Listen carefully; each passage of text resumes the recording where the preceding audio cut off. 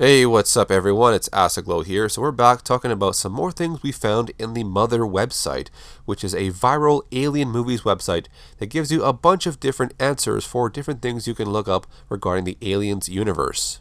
So the first thing here is that if you run a search query on the word engineers, you get a response that is actually a date, which is 620 CE. When researching that date, you discover that 620 CE had major significance regarding spirituality. Now, during 620 CE, Medina was converted to Islam, and a historic event is referenced mentioning of their prophet Muhammad's ascension into the heavens. So is this viral website suggesting that the prophets that many religions reference were actually engineers visiting humanity that were trying to help us?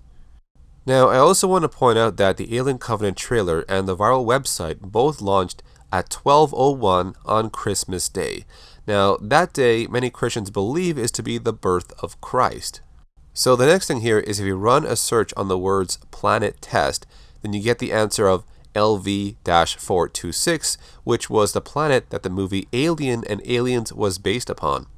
Now, this suggests that LV-426 was a testing site for the weapons the engineers were creating on the adjacent moon, which is LV-223, which is where Prometheus took place on. Now, there's a bunch of theories about this information, but one could suggest that maybe LV-426 was not the hostile, desolate volcanic planet it turned out to be during the movie Alien and Aliens, and perhaps maybe the black goo bombardment transformed the planet following repeated testing of the engineer's bioweapon. Now, another theory is that what if the xenomorph was a native creature to the LV-426 moon, and engineers were using the site to test the effectiveness of their black goo on them as a means of wiping them out. So the next thing is if you type in the words Yutani, you get a brief description of when Weyland and Yutani Corporation merged together, which was in 2099, which is around 5 years after Prometheus took place. Now, is it possible that after the events of the failed Prometheus mission, Weyland fell into massive debt and then maybe Yutani stepped in and bailed them out? And they figured that it's better for the two companies that share similar interests together to merge as one. This way, they get complete control over the assets they would soon come to encounter.